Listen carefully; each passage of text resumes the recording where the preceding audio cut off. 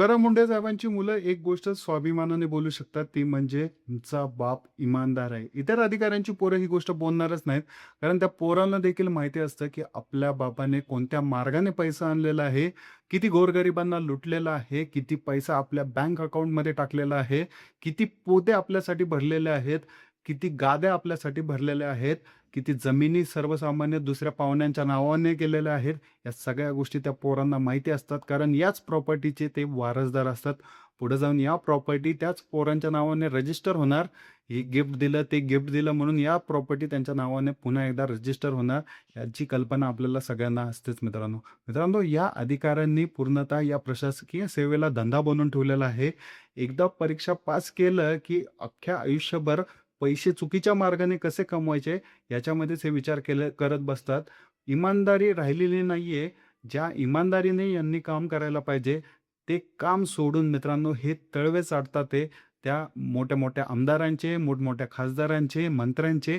कारण त्या मंत्र्यांच्या अंडरच ह्यांना काम करावं लागतं.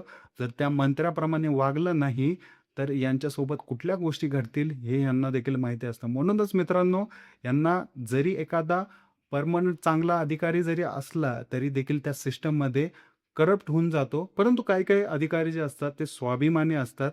ज्यांनी मनामध्ये ठरवलं असतं पहिल्या दिवसापासून, की आपण 30 वर्ष जर काम केलं, तर या 30 वर्षामध्ये आपण ₹1 कुणाचा घेणार नाही, तळतळाट घेणार नाही, पैसा कुणाचा घेणार नाही.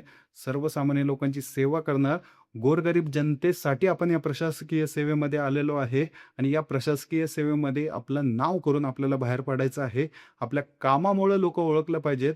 आपल्या भ्रष्टाचारामुळं आपल्याला ओळखले नाही पाहिजेत. या गोष्टी या अधिकाऱ्यांना पहिलेच आहे ना ठरवलेल्या असतात आणि याच्यामध्ये एक नाव म्हणजे मित्रांनो ते म्हणजे तुकाराम मुंढे साहेबांचं. तुकाराम मुंढे साहेबांची 21 वर्षामध्ये 25 वेळा झालेली बदली हे त्याचं प्रमाणपत्र आहे. त्या इमानदारीचं प्रमाणपत्र आहे, जे की आज तुकाराम मुंढे साहेब घेऊन मिरवतात. मित्रांनो, तुकाराम मुंढे साहेबांबद्दल सर्वसामान्य जनतेबद्दल जर तुम्ही प्रश्न विचारले, तर एक इमानदार नेतृत्व म्हणूनच त्यांचं नाव समोर येतं. सर्वसामान्य जनता जी आहे, ती त्यांना एक असं पॉझिटिव्ह अधिकारी म्हणून बघते, की जी कडक कारवाई करतात, धडक कारवाई करतात. सर्वसामान्य लोकांना न्याय द्यायचा प्रयत्न करतात. मित्रांनो, आता तर त्यांची जी बदली झालेली आहे, ती अशा डिपार्टमेंटवरती झालेली आहे, की जिथं गरज होती, अन्न आणि औषध प्रशासनावरती त्यांची गरज होती. कारण मित्रांनो, आपल्या पोटामध्ये जाणाऱ्या ज्या पण गोष्टी आहेत, त्या या अन्न व औषध प्रशासनावरती निर्भर असतात. कुठल्या गोष्टीला अप्रूव्हल देणं, कुठल्या गोष्टी बाजारात येतात आहे, किती शुगर आहे, किती फॅट्स आहेत, काय त्यामध्ये इन्ग्रीडियंट्स आहेत, या सगळ्या गोष्टींचा अभ्यास करूनच त्या गोष्टीला सर्टिफिकेशन द्यायचं काम हे अन्न व औषध प्रशासन करत असतं. तरी देखील मित्रांनो, या लाईनमध्ये असे काही लोक आहेत, जे की सर्वसामान्य आयुष्यांवरती खेळायचा प्रयत्न करतात. अन्न व औषध प्रशासनाचे जे नियम आहेत, ज्या अटी आहेत, त्यांना डावलून स्वतःचे प्रॉडक्ट्स मार्केटमध्ये आणतात. हे इल्लीगल असतात. यांच्या जाहिराती खुलेआम केल्या जातात आणि ते सर्वसामान्य लोकं घेतात. त्याचे साइड इफेक्ट त्यांच्यावरती होतात.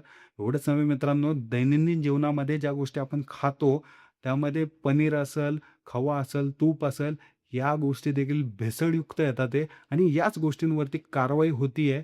मित्रांनो, आत्तापर्यंत तुकाराम मुंढे साहेब यांच्यामुळं 100 पेक्षा जास्त जणांना अटक झालेली आहे. 1.5 ते 2 कोटीपेक्षा जास्त माल जप्त झालेला आहे.